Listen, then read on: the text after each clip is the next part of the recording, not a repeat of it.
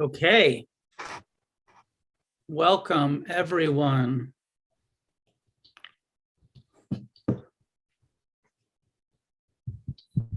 Happy to get started. Maybe just starting with a short reflection on what we're doing here. This is a forum of Refuge Recovery World Services.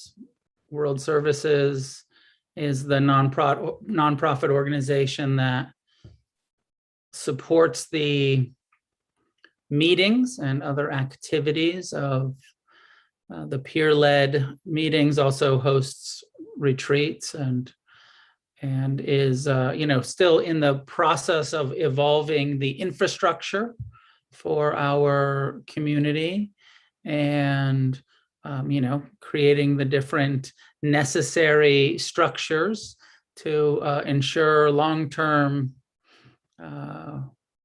sustainability for our recovery community. And I'm Noah, I'm the founder, I'm the president of the board, and I take these time once a month to connect with the community and answer any questions that are on people's minds. And those of you who've been before know that often I don't have the answer, but I listen to the questions and have the discussion with you. So that having been said, welcome everybody. This is not a refuge meeting. This is a Q&A hosted by World Services. And Vanessa is co-hosting, and Vanessa is also on the board. And I don't see any other board members with us here tonight yet, but who knows, maybe some will join us.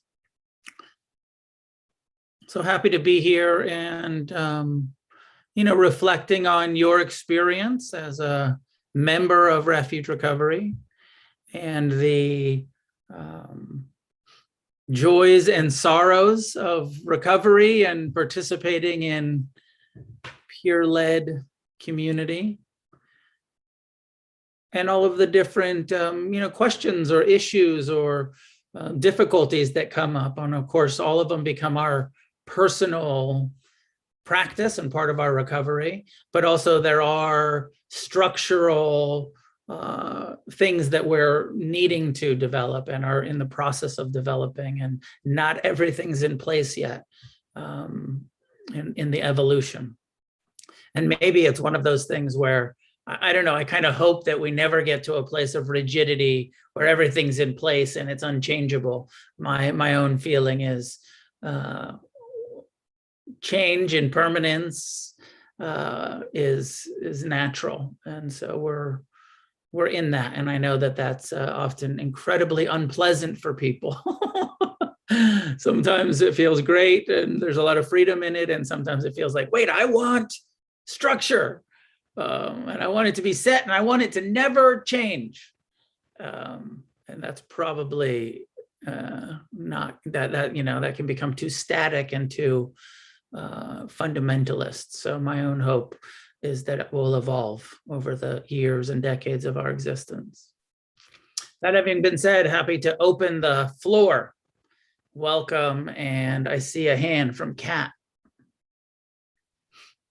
Thank you so much. So good to be here too. I hope that my internet's been crappy. So if I get thrown out or whatever, just let me know if you can't hear me. So my first thing is, it's a tough one, so I just want to get it over with.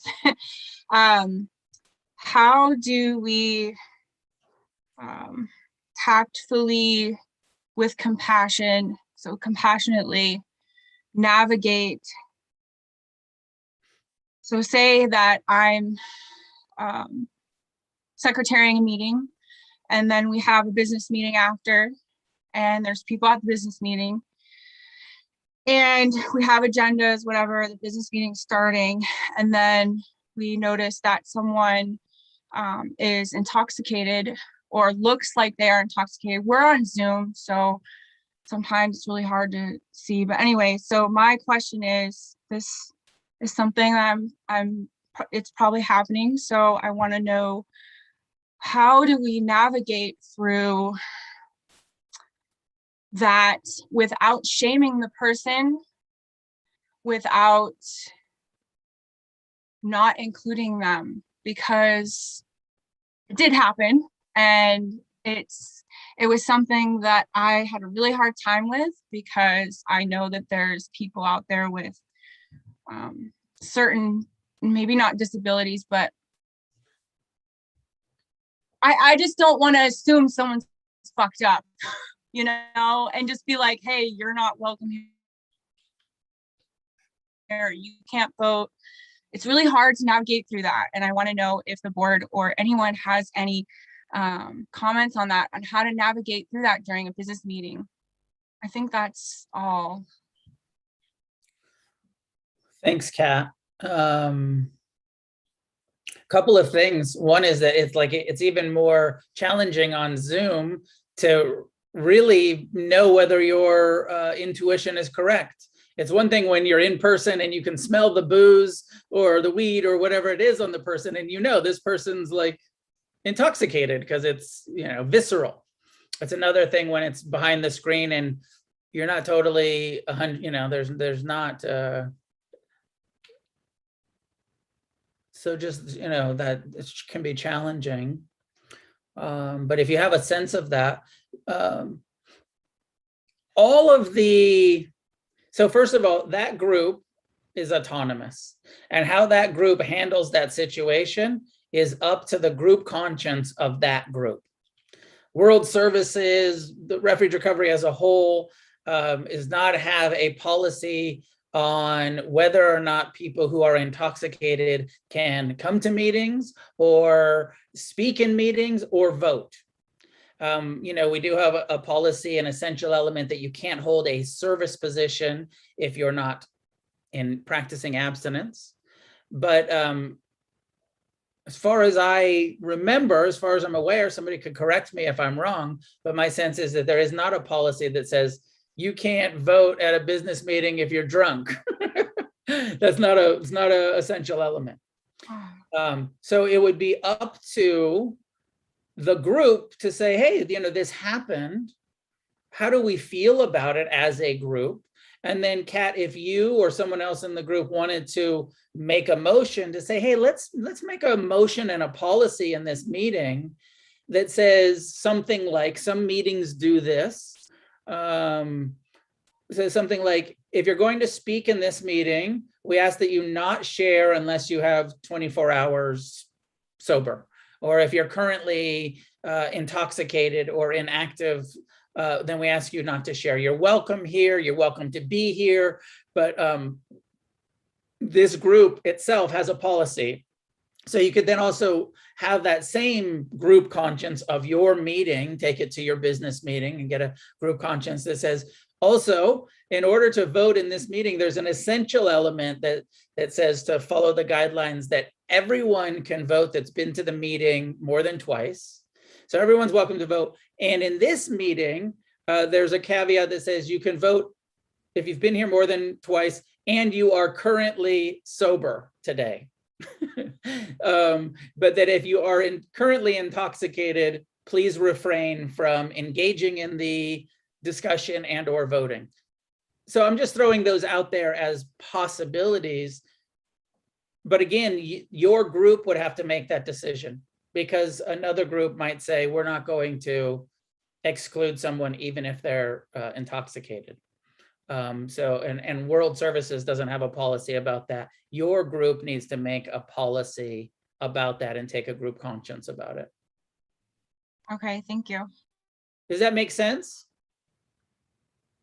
Hold on. Yeah, it makes sense. I don't think that I handled it correctly, but I feel like going through it, I was like, you know, I really don't, in the guiding principles, it's like, or whatever, it's like, we are, the only criteria for membership is the desire to be free from addiction. So like, I don't think anyone should be not able to come or participate But then if they're not able to vote because they're not coherent, that's where I'm like, what do I do? Or, how do you navigate through that with a group? So I think I understand what we have to do now going forward. And I appreciate the help because I was really stuck on that. I didn't know what to do.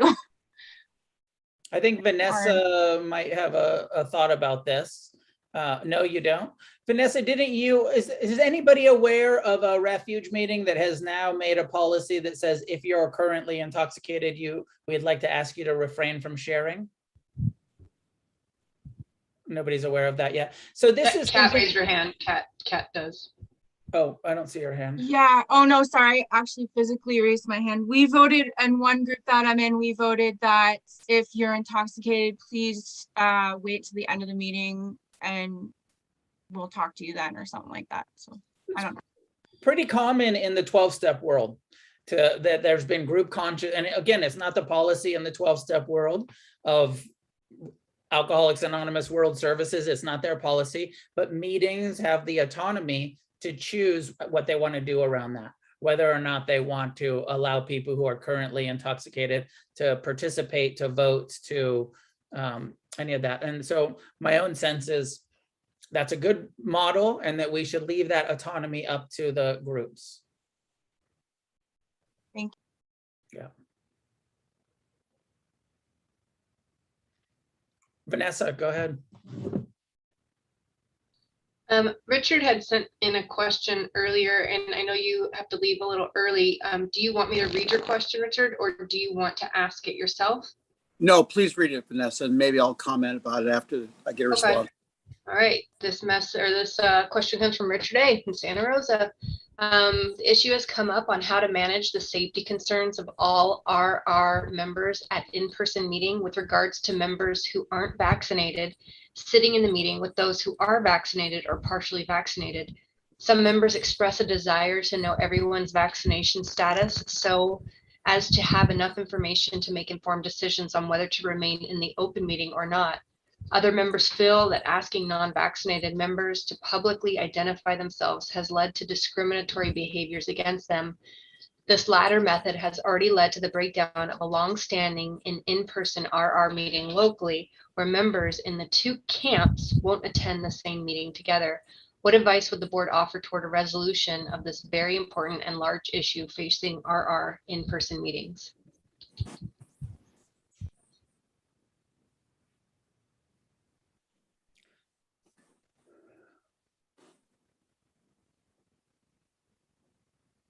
Yeah, my first thought is that the encouragement from World Services has always been for groups to adhere to the local CDC guidelines as far as gathering or not gathering. I know that that doesn't totally address this issue of vaccination. It is one of our guiding principles that as a group, we take no stand on political issues. Now, I'm sure it could be argued that community health standards in the midst of what is considered a pandemic is not a political issue. But certainly, it feels like it's become very polarized and politicized. And that, sometimes this issue is actually, some people it's a public health issue, and some people it's very much a political issue. I don't feel like I have the answer, Richard, or anyone else, of exactly what to do here.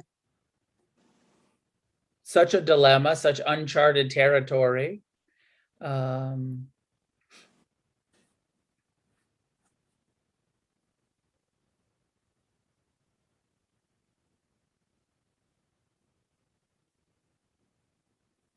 But I think it could be quite dangerous and divisive for groups to be asking people to identify themselves and their vaccination status. As was said in the question, the experience, it could be alienating, it could be divisive, it could be politically charged in so many ways. There was a meeting who was saying that nobody could come into the meeting if they weren't vaccinated, even if they were willing to wear a mask. It was vaccinated people only. And I did tell that meeting that that was against the guiding principle of all are welcome. And that we weren't going to support saying you can't come unless this, even if you're willing to wear a mask. So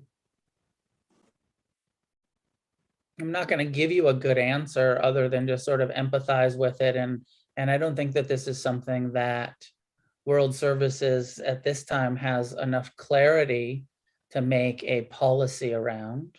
And as we see, it keeps changing in our culture around, mandatory vaccinations in healthcare, mandatory vaccinations in California, anyways, in Los Angeles, they're starting to do it in restaurants and bars. And, so it's happening in more and more sectors of the society. My sense is we have to sit back and watch and listen and see what the CDC says. And I do think, although we're not an anonymous program, we do have principles around confidentiality and privacy. And it doesn't seem wise to force anyone to reveal their medical history. And of course, and I know that we're talking in this country at this point about there's like a medical emergency. So the old OSHA standards are no longer being adhered to. But there was a time not so long ago where it's actually illegal for an employer or any kind of group to demand someone's medical history. And vaccination is a medical history. And I know that that's being changed, it's a moving target, and there's a kind of a loud voice in the culture that says, nope, this is a pandemic and it's an emergency and nobody gets their right to privacy around their vaccination status. But that's not the law yet. That's not sort of we're not there yet. So I think we have to be quite cautious around demanding these kind of things. Go ahead. Thank you, Noah. Thank you for your considerate and compassionate response. I just wanted to hear what you had to say. We don't have an answer, but I can relate to what happened in this group that I'm referring to, coming up with a compromise. It goes back to what you were saying to Kat's question about leaving it up to groups to some degree to express their own autonomy and how they're going to struggle with issues like this. So we did struggle with it as an individual meeting. And we came up with a temporary compromise that we would set aside a table just inside the front door, the entry door, and that there would be a statement at the beginning of the meeting that at the table coming in the door, there will be like a bowl, and there will be some chips, like poker chips, I guess, the guy who was telling us, who's doing this, set aside. And if you have been fully vaccinated, put a chip in the bowl, but you can do it anonymously. You can do it privately. Nobody's going to be watching you do that. And then at the meeting's commencement, the secretary will gather the bowl and see if the number of chips in the bowl conforms to the number of people in the room, which means everybody's been vaccinated. Or conversely, if the number of chips in the bowl do not correspond to the number of people in the room, they'll make that statement as well. And then anyone in the room, all the members, if anyone feels unsafe under those conditions, they can leave. They can excuse themselves from the meeting. In the meantime, we're also wearing masks. We're keeping social distancing. We're doing all those precautions anyway. And that seemed to be a viable compromise for now. seems like a creative solution. Doesn't seem to be breaking any major guiding principles. Seems like a creative solution. But, I think that we have to, keep coming back to all are welcome, and that it is our job as members to create a welcoming environment, no matter what somebody's political, social, economic, religious, backgrounds are. And that we want to make sure that we stay welcoming to both the vaxxers and the anti-vaxxers. Welcome.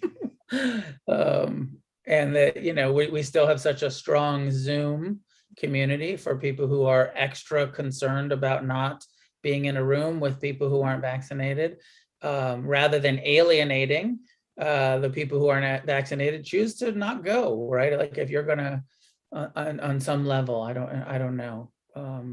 We have plenty of opportunities to be totally safe at a meeting on Zoom in your own home. So, thank you again. Yeah.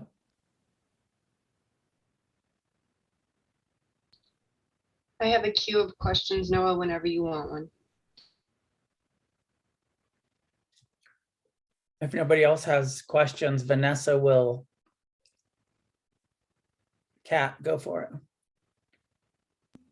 It's not really like a question, but just sort of like suggestion that I think was brought to my attention really quickly. I just wrote this down, like maybe we could reserve the first 5 minutes after the meeting for people who are new, who have questions.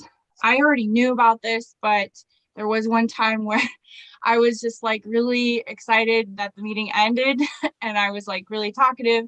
And then I feel like I left someone out. Someone brought it to my attention. So I've been trying to really like reserve that first 5 minutes for folks who are just really struggling after the meeting. And so I just wanted to make people aware of that, like secretaries and people who are responsible for that kind of thing, just to make people aware that that could be a good thing. I don't even know if it's in the guiding or the requirements after a meeting, but I think that it's good. Someone brought it to my attention and I just wanted to put it out there. It sounds like a good idea. And just like everything, we got to be quite careful for secretaries making decisions, even when they're good ideas. And so even something like that, that's a good idea. Sounds like a good idea to me anyways, needs to have a group conscience. The whole group has to vote and agree that we're going to make this announcement during the meeting, that this is how we're reserving time after the meeting. And no one individual can decide that for the whole meeting. So please, if you're going to do something like that, sounds like a good idea, but have the discussion with your group and vote on it and make it a democratic process, that's the way you're going to do it, rather than it just being imposed by the secretary or somebody who thinks it's a good idea. Okay, thank you. Yeah.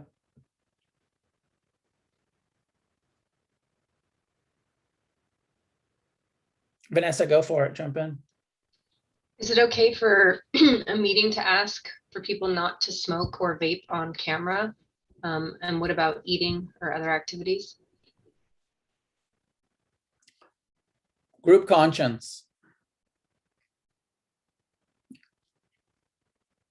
I think it is okay if the meeting decides that that's something that a group conscience has decided. I don't think it's breaking any essential elements or guiding principles that I can think of. What about you, Vanessa? Do you think that it was breaking any guiding principles to tell people they can't smoke during the meeting? I don't know. I don't know. I mean, all are welcome. Yeah. I think about I've heard people being offended with by having like a baby in the frame, or I actually know some people that are nudists, and so it's like the smoking, vaping, eating thing. People have those process addictions, but slippery slope-ish stuff. But if we say all are welcome, how does that mean? Like, all are welcome as long as you adhere to this criteria. I don't know. All we have is all are welcome. Yeah, I think all are welcome, but that if let me see, there's a comment here from Don. It's doing those activities with their camera on that could be triggering. I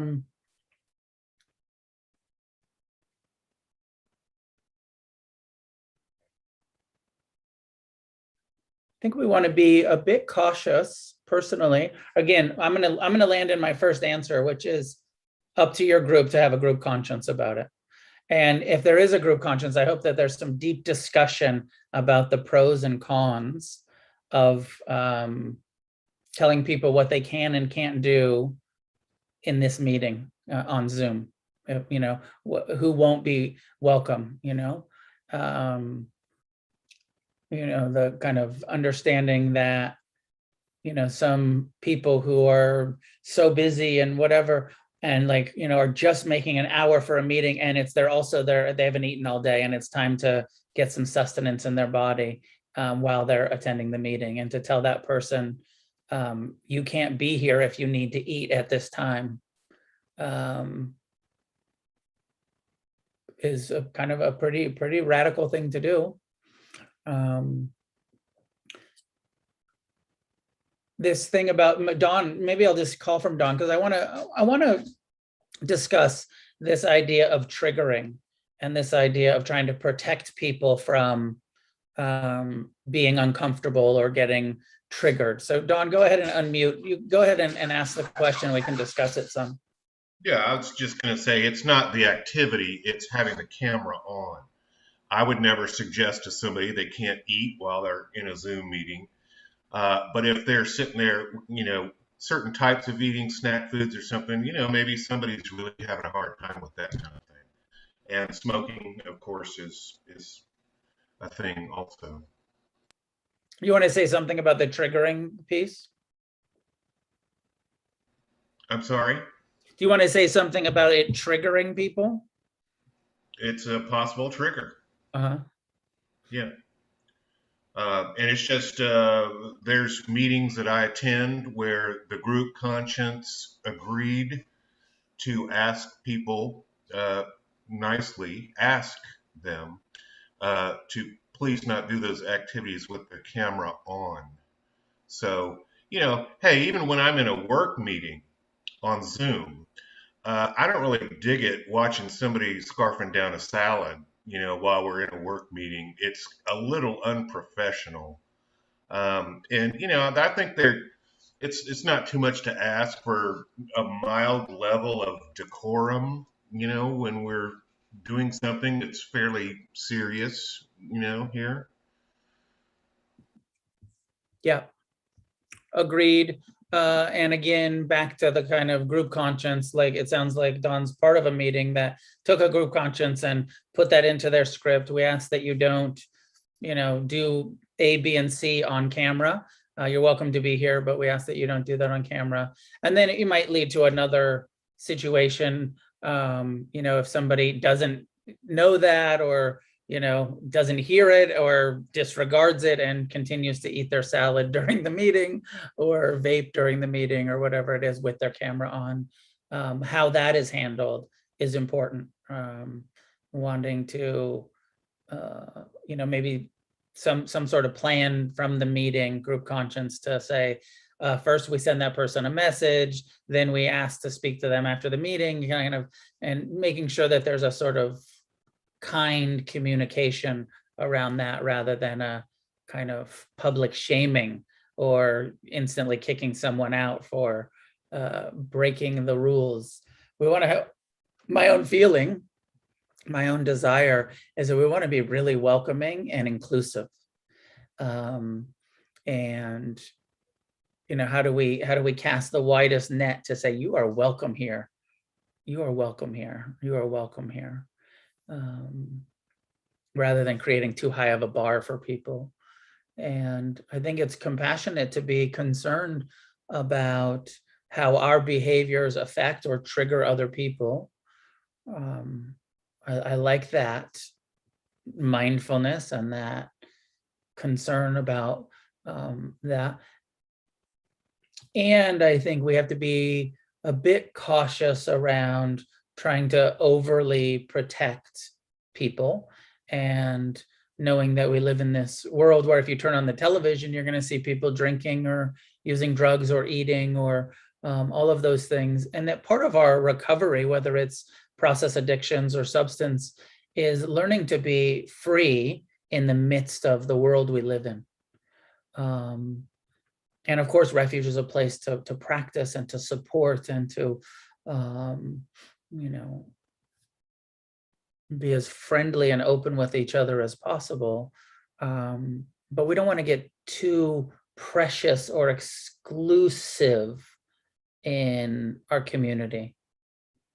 We don't want to create too high of a bar where, the people just getting out of detox or the people just getting out of jail or the, whoever, even people with long-term that are just struggling with stuff feel like, oh man, those refuge folks aren't very friendly. Those Buddhists kicked me out because I was vaping, like whatever it is. We don't want to create that vibe either.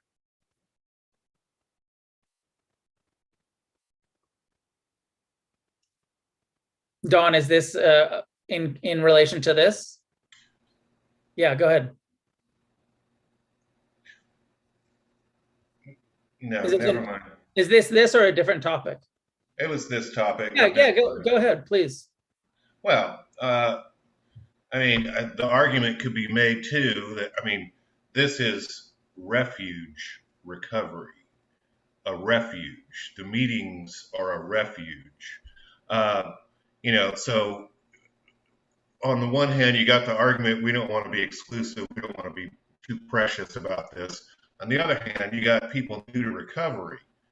And if we're not presenting something that seems like a refuge, okay, you got people that are still in residential and they can't smoke, and they see somebody smoking on camera, not pleasant or anything. So I think the refuge element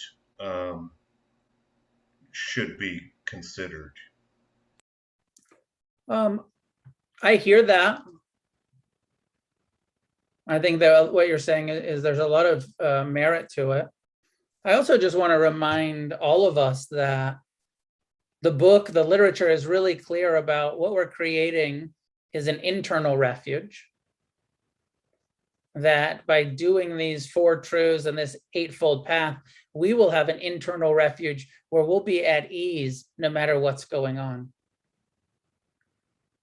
And that we're not in refuge recovery even trying to create a ideal community where everyone is kind all of the time and nobody does anything that actually in our literature, it talks about the opportunities of conflict and the opportunities of, being in difficult situations and, even being triggered, like that's unavoidable.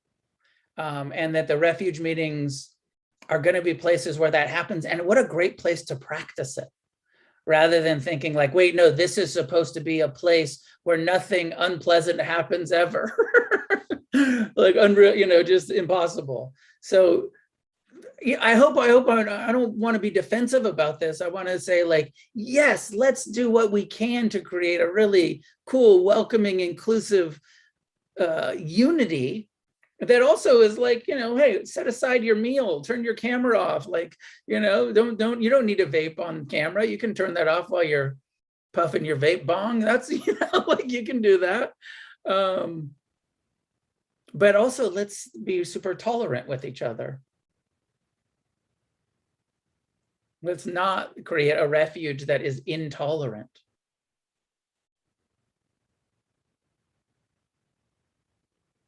And that primarily this path is about internal refuge, not external. We take refuge in the community, and the community is a bunch of crazy addicts.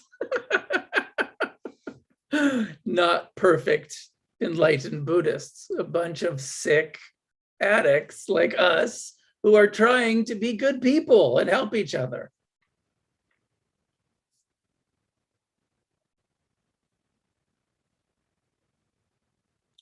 Vanessa, go for it.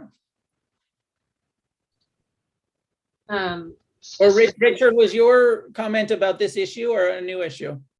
New issue. Okay, I think Richard, go ahead, jump in. Thank you. I wasn't going to bring this up, but it's come to my attention, and I'm urged and supported by others in the program to do this. I've been, the topic. The topic has to do with allegations of sexual harassment and even stalking of women members by men. Having said that, I have had 3 different women come to me privately to complain about this and ask me what they could do or should do, saying that they feel unsafe coming to meetings when this is going on, being contacted on the chat during the meeting by men, unwelcome remarks, and even after the meetings. And it's very disconcerting. It also comes up around the issue of safety and privacy with regards to putting their names and contact information on the contact lists for these meetings. I also know 3 other women, this is a little bit of hearsay, but I have verified it, that have left the program as a result of this. So I'm raising it because I don't know if there is a solution, but I think it's an issue that we might want to look at and address. When I was doing 12-step work, we did address it there. It's notoriously known as 13-stepping. And there were means that were done within the 12-step programs that I was involved with.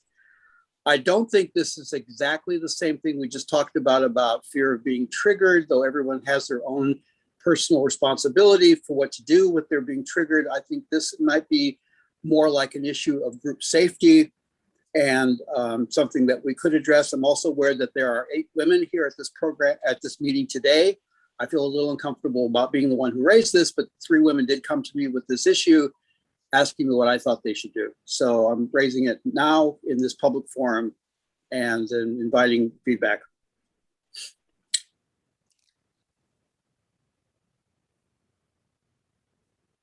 This is something that we have been discussing on the board on what does a nonprofit organization for this kind of peer-led community support.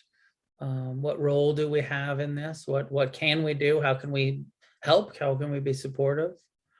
Almost everybody on the board has very long-term recovery and experience in peer-led self-help groups, recovery groups. And this is a common and unavoidable issue. There's never been a recovery program that hasn't run into this. And so some of the, anyways, we're in the process of working on a statement.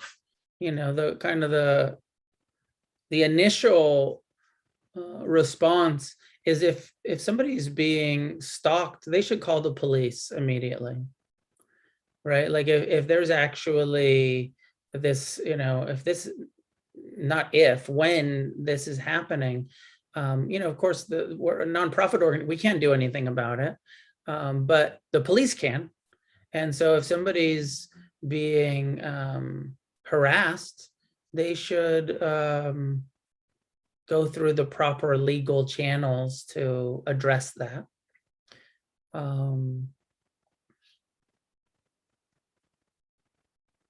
It's one of the reasons why we have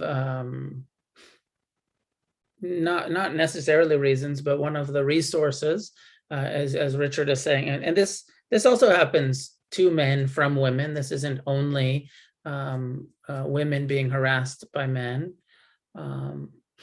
but there are women's meetings, and I heard that of like women leaving the program because at mixed meetings being hit on, or the 13th step comment is, kind of being hit on, but it sounds like even more than that, being harassed, being stalked, being unwanted attention.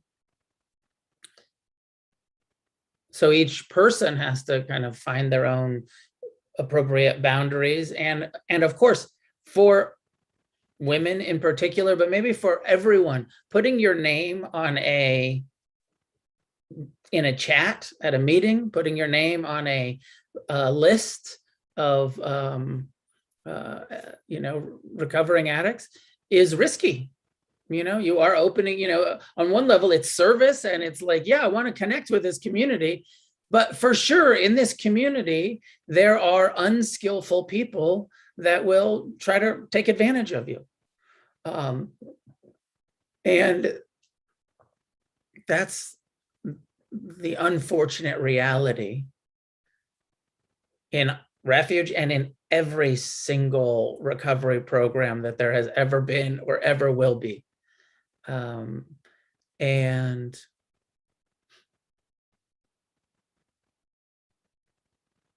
my own hope is that there's more benefit than there is risk to trying to connect with each other and trying to find the trustworthy people in the community, and with the awareness that there are absolutely going to be untrustworthy people in the community and unskillful people and people acting out on sex addictions or misogyny or whatever it is. That's going to happen too.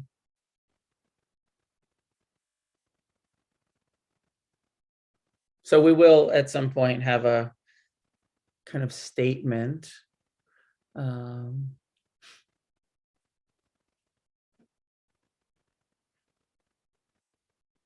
Refuge is doing this really radical thing where we're saying everyone's welcome and all forms of addiction, and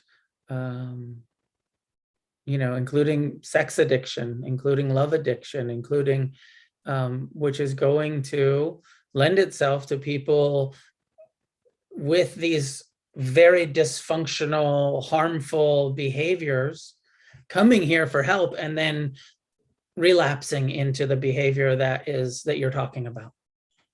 Stalking, harassing, not having enough attunement to be like, oh, this is not welcomed attention.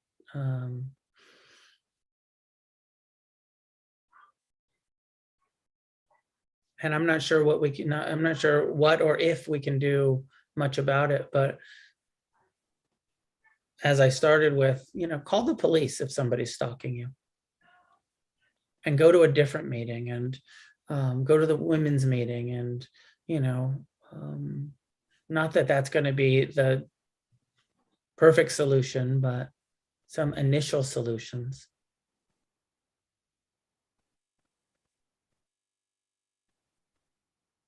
So maybe I'll leave it there. Vanessa, then Tim.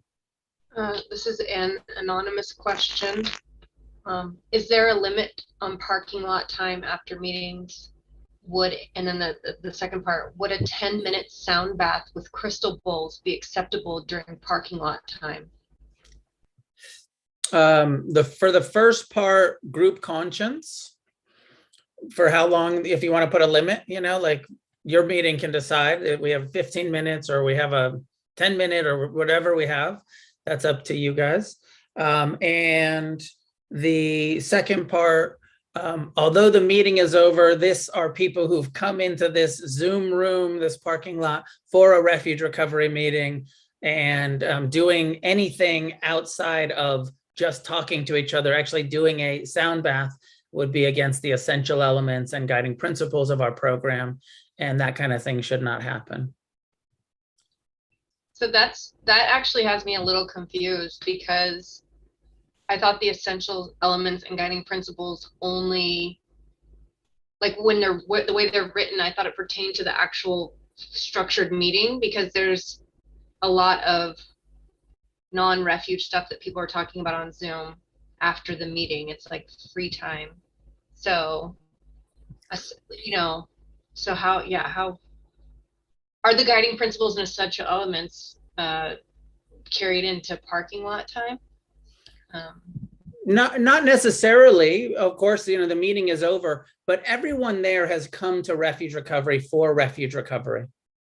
And of course, then they're going to socialize and the social conversation is going to take it in other directions. But then for that Refuge Recovery Zoom room to then switch to something that has nothing to do, a spiritual practice that has nothing to do with Refuge Recovery or a relaxation technique, would be totally inappropriate. Something that should not happen.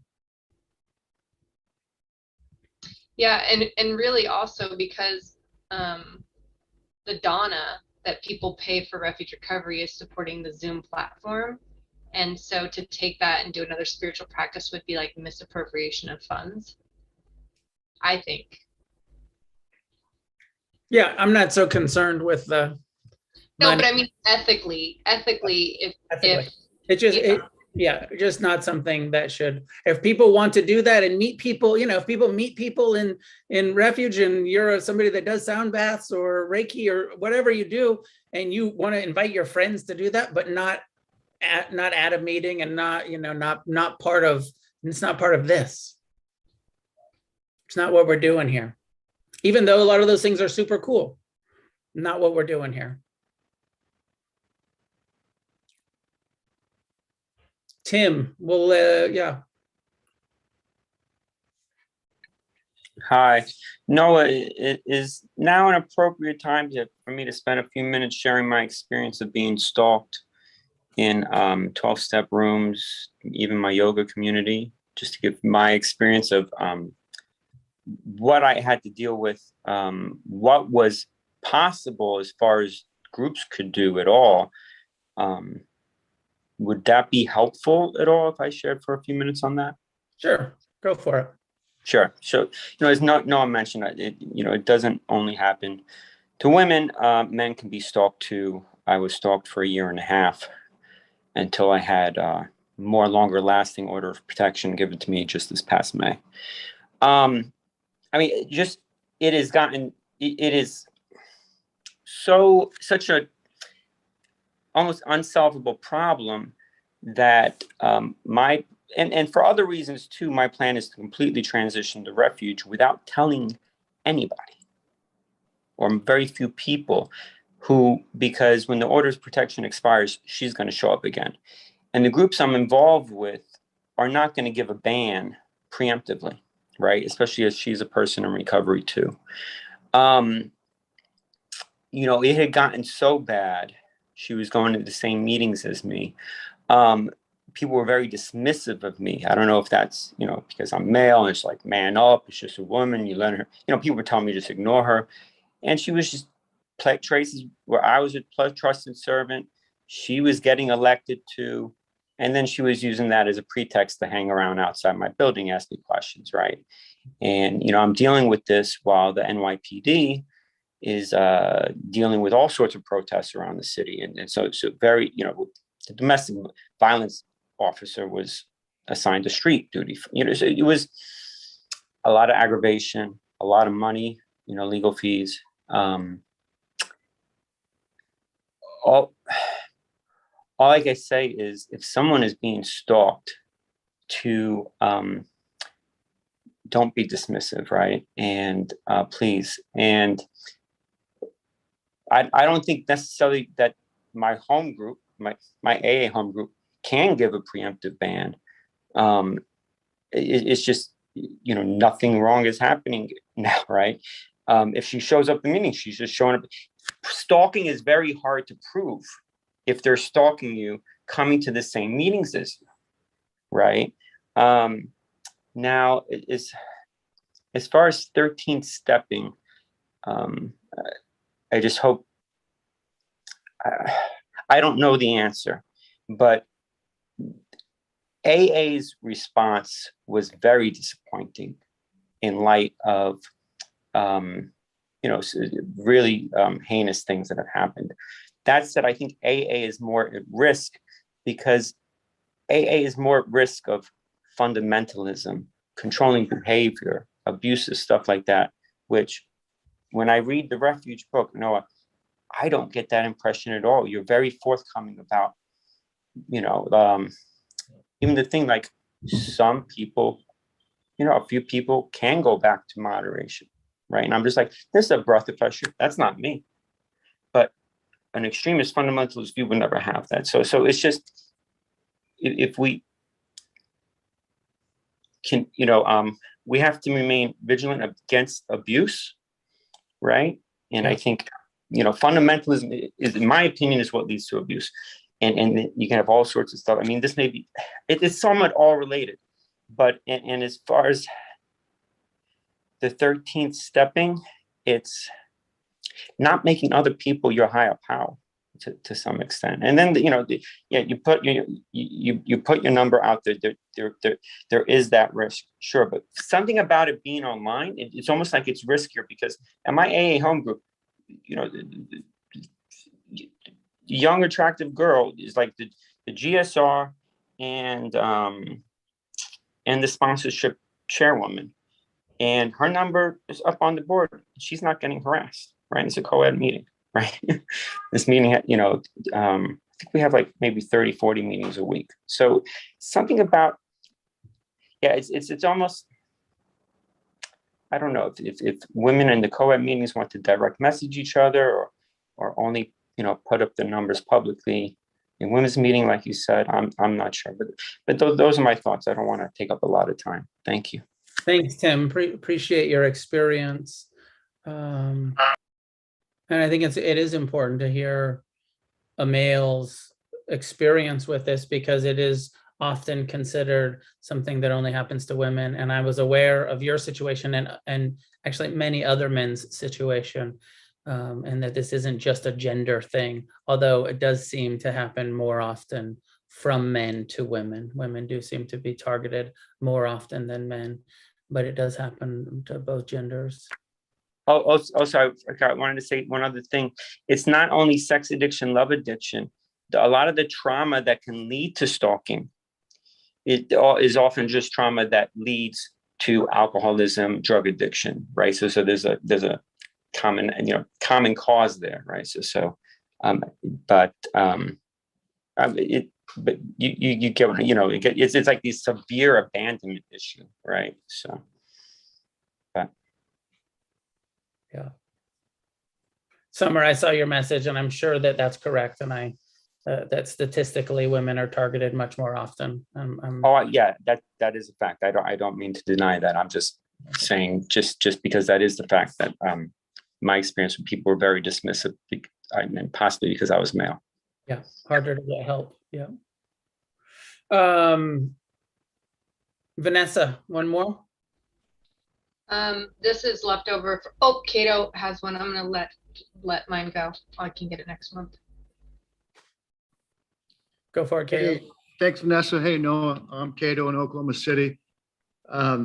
I heard this question on one of the podcasts, but it's about bringing a meeting into a residential treatment, to a treatment center. I was in treatment last December and January, and got out, and I'm still, trudging along. But in the treatment center, I was talking about Buddhism a little bit, and someone just in passing mentioned Refuge. That's the first time I'd ever heard of it in my life, and then got out and looked it up, and then found this place. But I talked to the treatment center. They asked me about coming back and bringing in a meeting, and here's my question: what's like the protocol? I didn't want to tell them I'd bring in a Refuge meeting until I talked to you or talked to Vanessa and got permission to do it. And then if that's okay to do. So bringing meetings into treatment centers. I mean, of course, it's a great thing to do. And it's the intention from the beginning of making this thing accessible to people, whether they're on the streets and can come to meetings or have access to Zoom or are institutionalized, whether that's in treatment or jail or psych wards or whatever. And we've had sort of fits and starts over the last 7 years of like trying to organize the sort of outreach, the institutional outreach. And we're not there yet. We're still not there of actually having, what would be hospitals and institutions in the 12-step world, and having our own version of that, where it's actually an organized thing where here's how to do it. So we're not there. In the meantime, sounds great. Go bring in a meeting, and share and do it out of the book, and do it according to the essential elements, and have the people in the group, read the meditations, and don't do everything yourself. Go and secretary a meeting, in the treatment center with them participating. Now, what you're going to run into is that there is a rotating leadership that is necessary. So after you've done it for 6 months and maybe are, reelected for another 6 months or whatever, at some point, it's not kind of cool to do it forever. So at some point you need to turn it over to someone else. You got to recruit people from your community to come, and then you got to be able to turn it over so that it doesn't become Cato's treatment center meeting for the next 13 years, right? Which probably you don't want to do anyways, but even if you did want to do it, we got to turn these things over, rotating leadership. Get someone else to take it over after a few months. You start a new one in a new center or on a different night, so that we stick with our rotating leadership, even when we're doing the outreach into institutions. It's such a core, important part of our program. No, right on for sure. Thanks. And I wouldn't even go to my own treatment center, but that's what I was thinking of doing, was like making like little printouts of each thing and handing them out, and actually like doing it like I learned to do the meetings, just like it's outlined. Perfect. Perfect. Okay. You'll be planting seeds. You'll be introducing people. The one thing about treatment, hopefully they'll have you do it in the evening. Some not so ethical treatment centers will have someone like you come in to do a meeting, and then they'll charge for it as though it's part of their treatment, as though it's, and then they'll start advertising. Yeah, we offer refuge recovery treatment. We got this guy that comes and does a meeting once a week. So we don't want that happening. We don't want them pretending like they're offering refuge as treatment. We don't want them charging their clients for it. But most treatment centers send people to recovery meetings, 12-step or refuge, in the after hours. After they've done their 7 hours of inpatient treatment, then they go to a meeting in the evening. And if you're doing a refuge as their evening meeting for them in the detox, in the treatment center, that's great. If you can bring it to them. It's even better if the treatment center will then open to the general public, and you can put it on the schedule that there's a weekly meeting at this treatment center, so that those of us from the outside can come in with you and, show the people in treatment, like, yeah, this is what we're doing for our recovery. Yeah, that's exactly what it is. It's a nighttime meeting. They bring in AA and other ones, of course, but I wanted to bring in refuge, and I'm just going to try one, man. I'll try one, and I'll let you know how it goes. Totally cool. All right, Vanessa, last one. Just to add on to that. So in the event that someone brings a meeting into an H&I meeting, and they've done their two-term limit. Yeah, 2-term limit. And there's no one else who wants to take it over. I believe we have in our literature that it says term limits can be waived if there's no other people to take it over. So in that event, if there was no one else that could take it over, would that person continue to run that meeting until they wanted to close it or could find someone to take it over? Yes, yes. And just a big encouragement for, we run into this sometimes of like, oh, I couldn't find any. I really love being the secretary, and nobody has tried to rip it from my hands, so I can't find anybody to do it. So I'm going to keep doing it, right? So it depends, right? There's that situation where there's the people who really want to hold on to it. They love the status, they love it, and they're not trying to really find somebody. And then there's the other situation where it's like, I'm really trying to find somebody. I'm really ready to let this thing go, but I'm not going to let the meeting die because I can't find anybody to take it over yet. So I'm going to keep going until I find somebody. I'm actually trying to find somebody. But the answer is yes, it would be okay to continue it.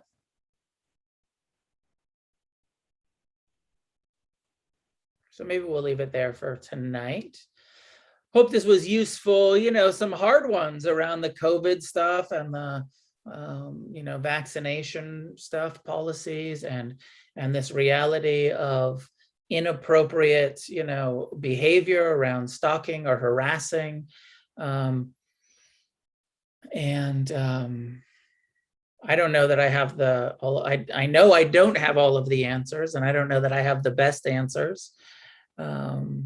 But trying really hard over here to figure this thing out with everybody and in the best way. And I feel very open to your support and participation and, and sharing your experience with this thing. And I always just come back to my own vision, which is like, what's going to be inclusive, what's going to create unity, what's going to create a hopefully safe and secure community, hopefully a refuge, with the understanding that we're not going to be perfect and we're going to have a bunch of dysfunctional behavior in the Sangha. And let's not be too quick to kick people out of the Sangha.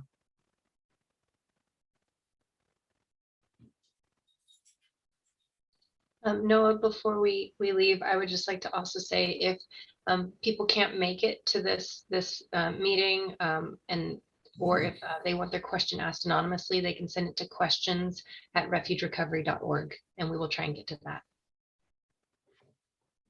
Thank you. May any goodness that comes from our practice, our discussion, our positive intentions to create a wise and accessible refuge recovery program. May we share this merit outward in all directions. May each one of us stay free, and together may we create a positive change on this planet. Thanks for showing up and hanging out and listening, and see you next time.